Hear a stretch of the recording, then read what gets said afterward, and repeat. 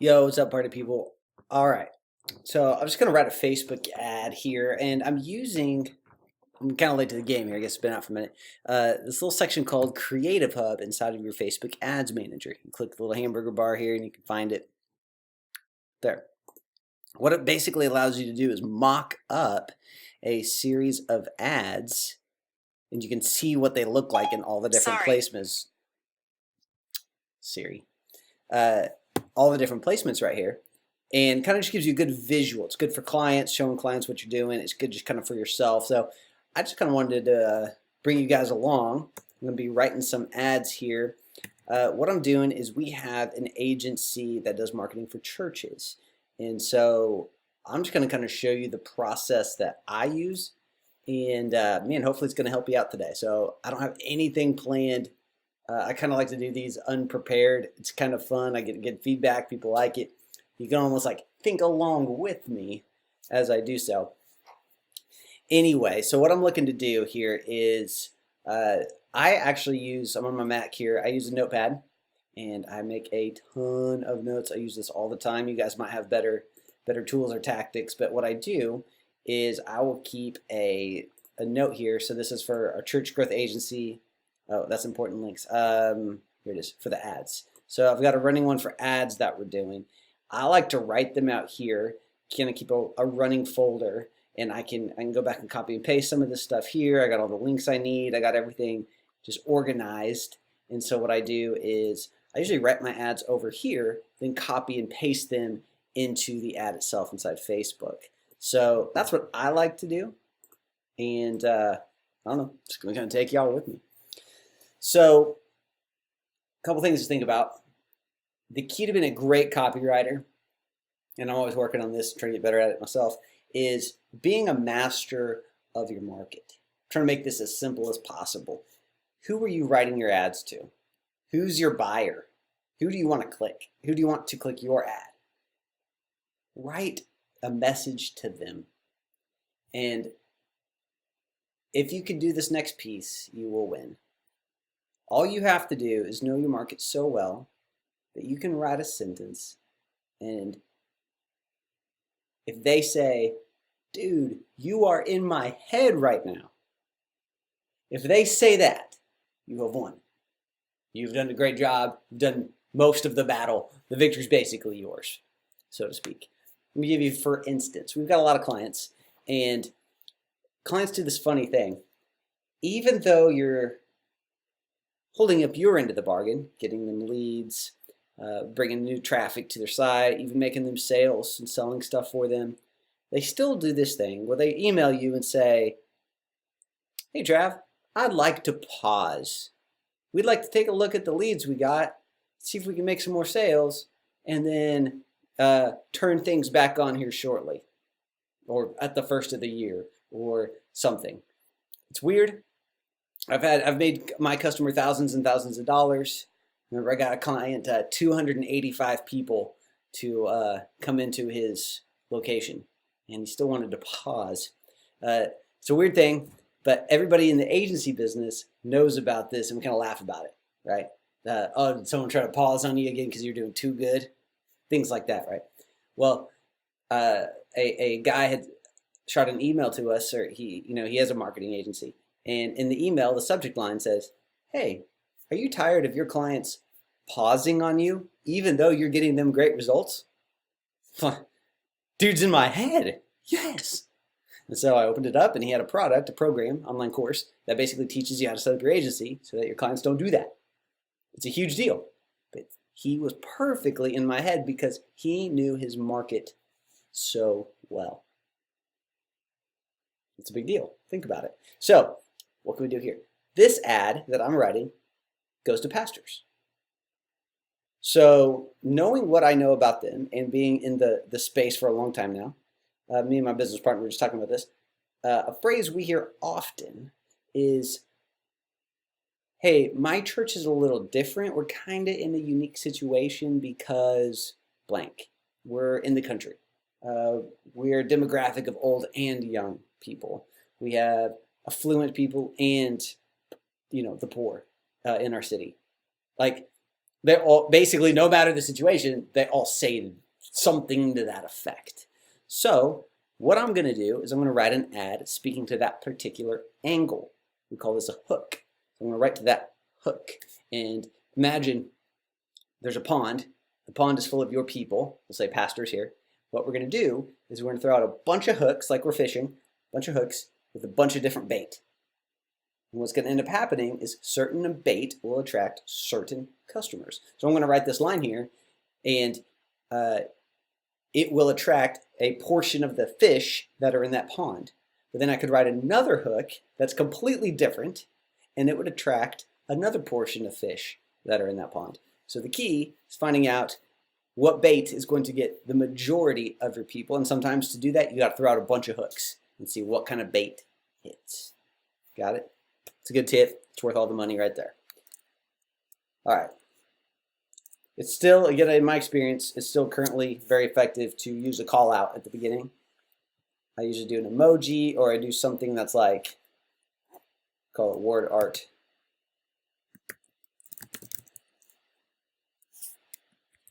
An attention grabber, like attention pastors.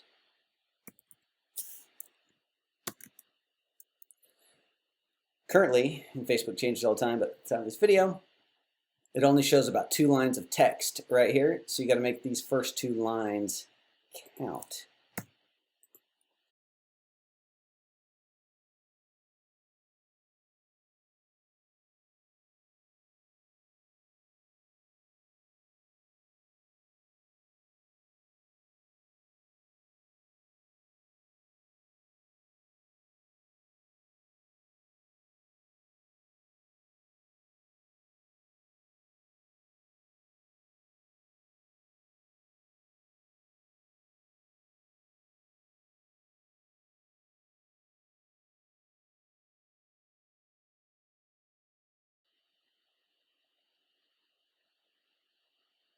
So we could also speak to like, can't have something cookie cutter.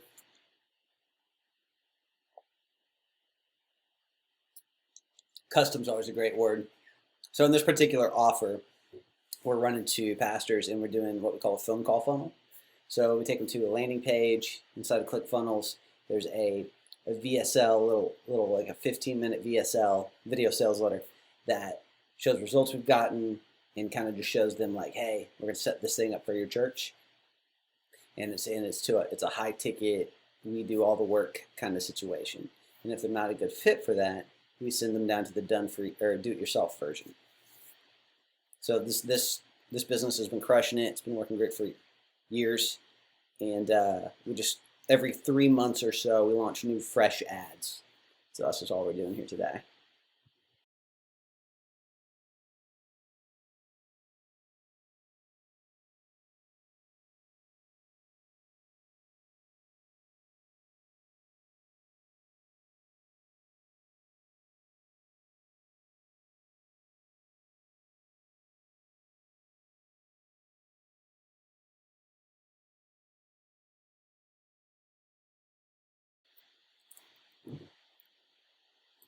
Okay, so one of the concepts, let me see if this program is still here, is we've discovered that the way churches have been doing ads wrong is because they've been asking first before giving. So they ask you to come visit their church before giving any value.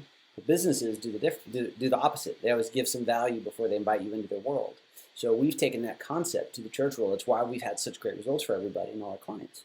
And so as we use some of that in our when we do our sales on the phone, sales calls, and it really resonates. So let's see if we can get some of that over here.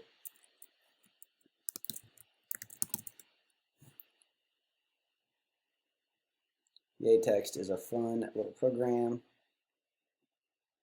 Okay, there's upside down. I was thinking, is there a backwards option here? I knew these would be good. So you can use Yay Text, type in what you want, copy it, and use it in your ad. Really make your ad stand out.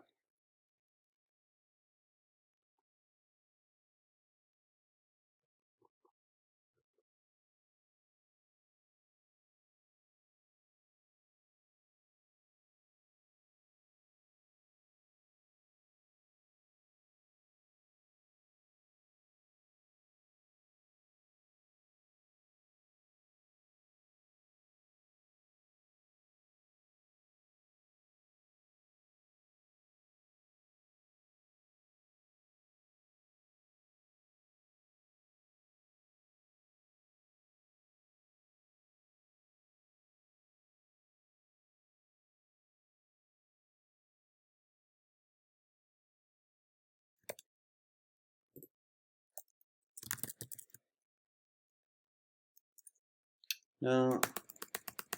So there's a concept called plan your visit in the church world. We kind of made it famous. We didn't invent it, but we made it famous. And most people know what it is. The problem is, you think about this for your marketing. The problem is like it's gotten a stigma to where people think they know what it is, or they think they're doing it, but they're not. They're doing this much of it when there's actually 9 steps to it. They're doing half of a step. And they're like, oh, plan your business doesn't work for us. We've heard it so many times. I'm just wondering if it's got that negative stigma to it, if I even use it.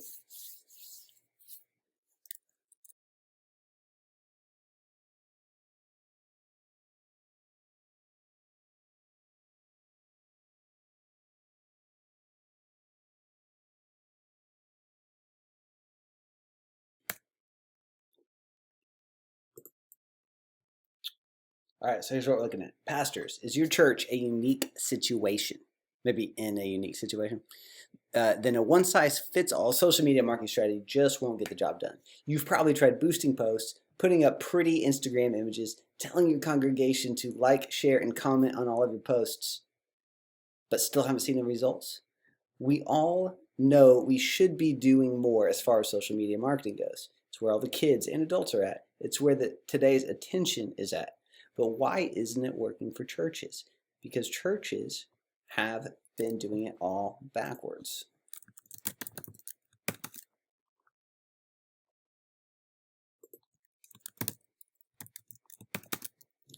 So I will pop in and I will try to do things that can kind of break up the sales copy, kind of draw attention a little bit. There's a red one, yeah. Question. Just do answer.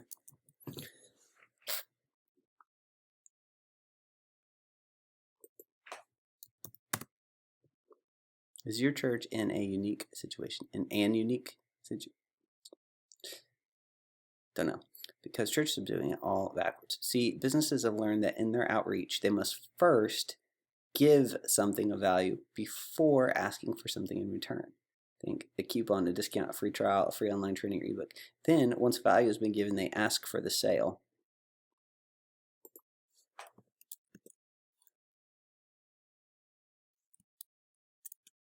Let's do this, aka the law of reciprocity.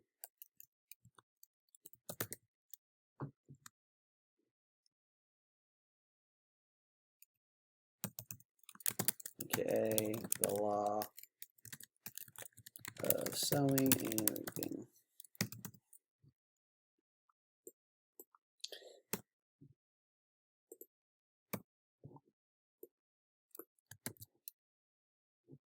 We'll put it over there in that EA text program. Let's see what's up.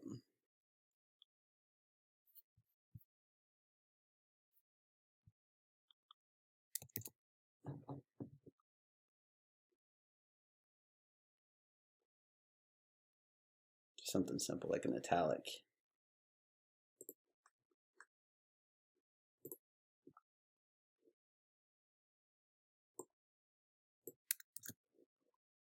In the church world, most churches ask first, then provide value second.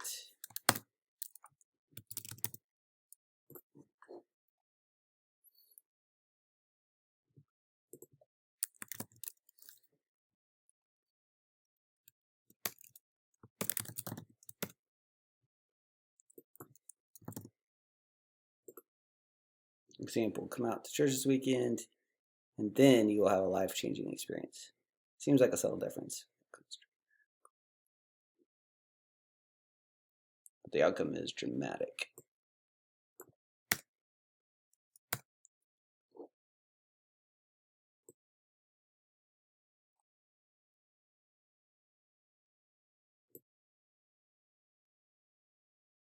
We're calling this new approach we pioneered Facebook ministry ads and haven't seen anything like these. And haven't seen anything like these results in our past 10 years of helping pastors with their marketing. We have a 100% success rate. Works in small towns, big cities. We write all this out because that's so many excuses we get from people. Oh, it won't work for my church because, you know, big city, lots of competition. Won't work for mine because we're urban, we're rural, we're in country. Won't work out here. And it works everywhere. So I just want to combat all those things. You'll want to do that in your marketing too. We're even running this program in country for New Zealand. Unheard of results.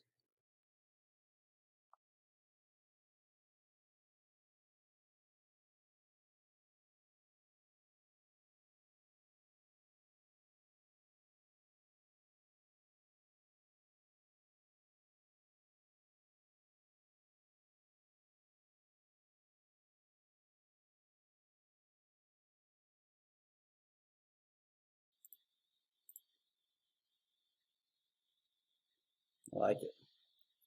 All right, guys, that's my process, and I kind of wanted to just walk that out through. The key here is knowing your market. Dive deeper in your market. What's your market saying? What's your market thinking? And try to use those lines, especially as your hooks. Okay, so hook them.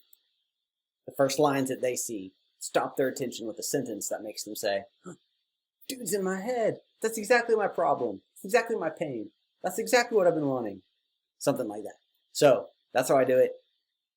Use it, apply it, go crush it.